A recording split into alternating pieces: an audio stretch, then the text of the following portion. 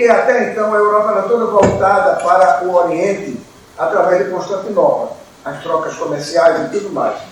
Certo? Era tudo. Era uma grande incógnita a África.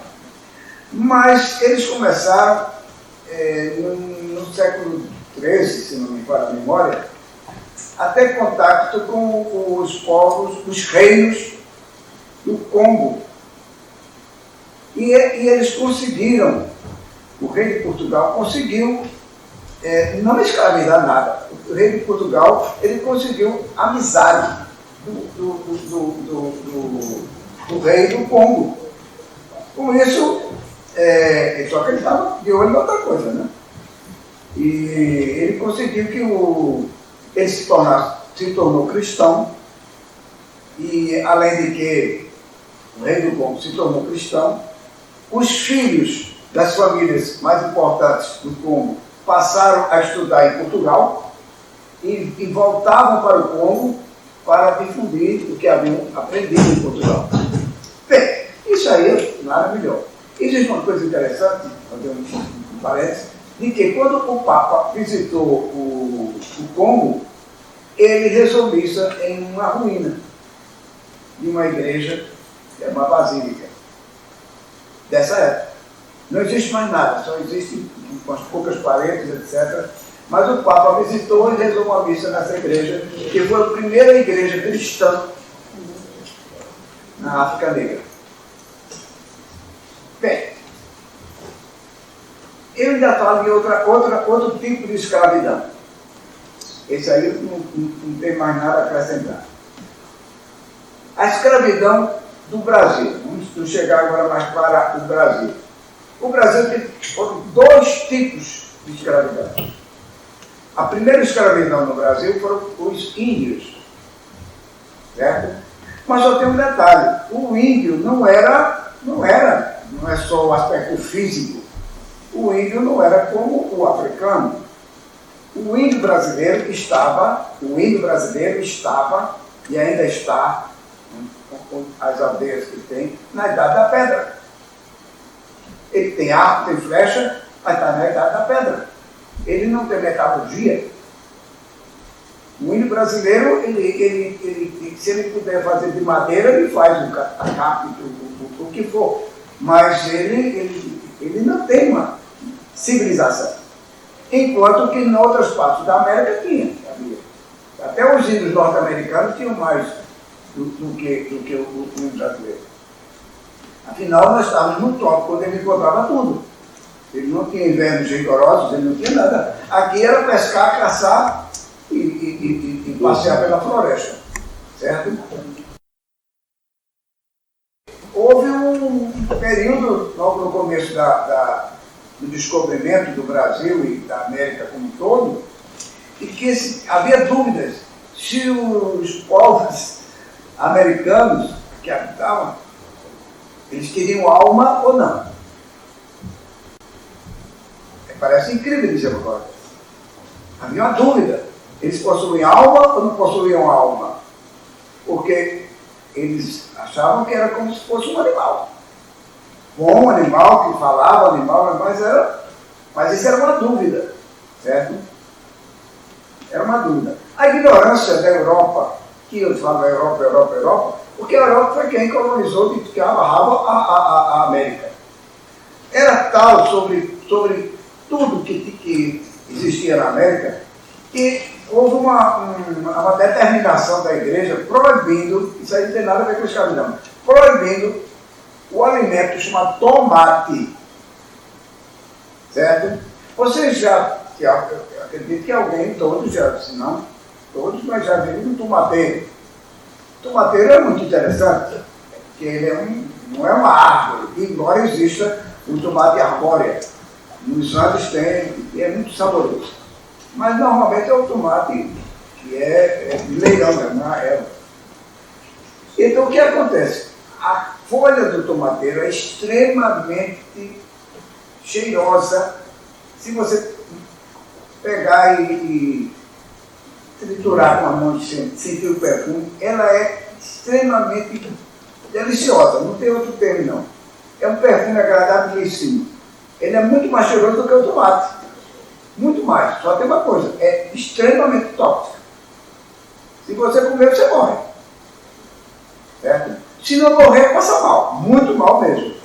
E as pessoas faziam o tomate juntamente com as folhas e comiam. Então eles não tinham ideia que era a folha e fora o tomate. Então a igreja, para não matar o povo, é proibido comer tomate. Certo? Para você ver como era a ignorância. Certo? Isso vai além, isso aí está outra palestra que totalmente a lã produzida pelos animais americanos era desprezada como se fosse lixo. Eles introduziam a ovelha para poder ter lã, enquanto que a vicunha dá de 10 a 0 da lã da ovelha. Isso é outra coisa. Bem, e a escravidão que aconteceu quando o Brasil foi descoberto e os portugueses aqui chegaram foi a escravidão indígena, a primeira. E eles viram que não dava certo. Há muito interessante de que é uma classificação totalmente errada, dizer que não deu certo porque o índio era preguiçoso. Não tem nada de preguiçoso. Então, ele vivia uma vida muito boa dele, na Idade da Pedra, comendo, caçando, pescando, etc. E de repente ele tem que trabalhar. Não. Ele conhecia a terra, pé na estrada não, que não existia, pé no mato. Ia embora. Fugia. Não dava certo. Foi quando, logo no início, chegaram à conclusão de que importar a mão de obra africana, o escravo africano, já que existia. Sobre isso é muito interessante. Bom, só um detalhe. A escravidão indígena, ela perdurou por 258 anos. Certo? Ela só foi extinta em 1755 na província do Grão-Pará e do Maranhão e em 1758 no resto da colônia brasileira. Mas então, se você somar de 1500 até aí, dá 258 anos. 258 anos os indígenas poderiam ser aprisionados. São Paulo, nossa metrópole, a maior cidade do mundo e o estado locomotiva do Brasil, como eles gostam de se chamar, ele durante séculos, 2 séculos, ele se baseou totalmente em aprisionar bugre, como eles chamavam. Aprisionavam o índio e vendiam. Vendiam.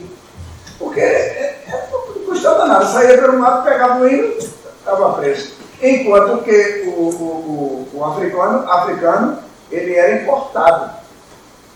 Normalmente e muitas vezes de contrabando.